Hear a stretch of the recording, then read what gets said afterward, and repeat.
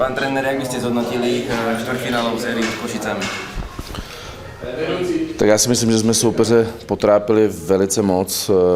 Nakonec byli šťastní, že přes nás přešli.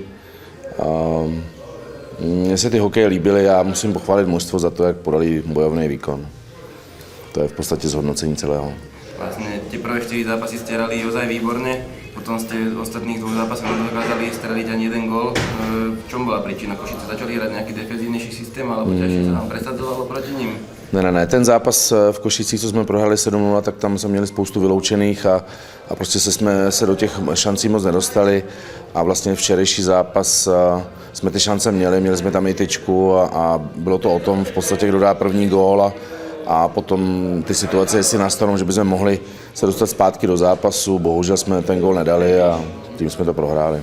Ako hodnotíte celé pôsobenie v Piešťanoch, jak sa vám to páčilo a trénovalo?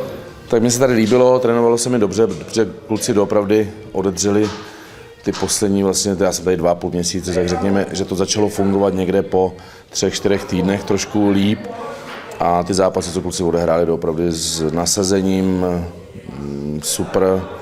Začaly se dařit i v přesilovkách, jsme dávali góly, v oslabení jsme nedostávali góly, to jsou podstatné věci, vlastně, co se udály.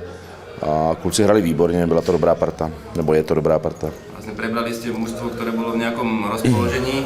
V čom boli najväčšie nedostatky, keď ste ich preberali a na čom bolo treba najviacej zapracovať, aby sa to zlepšilo? A tak základ byla disciplinovanost a systém, aby všichni věděli, co mají dělat a v tom si myslím, že jsme trošku změnili věci oproti tomu, co tady dělal Roman a nic víc podstatného jsme nedělali. Vedeli by ste si predstaviť aj, že budete budúci rok trénovať Piešťany, alebo ešte je skoro hovoriť? Teď určitě je to brzo, protože vlastně za 14 dní se mi má narodit vnučka a jedu za synem do Tampy ještě a vůbec nevím, co bude za měsíc, takže... Jak sa tešíte na povinnosti starého rodiča?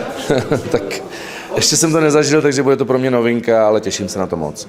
A či sa spýtam, vlastne po druhom zápase sa udiela taká debata medzi vami a rozhodcom Korbom. Chceli by ste k tomu ešte niečo dodať takto po sérii? Vůbec ne, já se nebudu vyjadřovat k něčemu, co mi někdo vzkazuje přes nějaký média.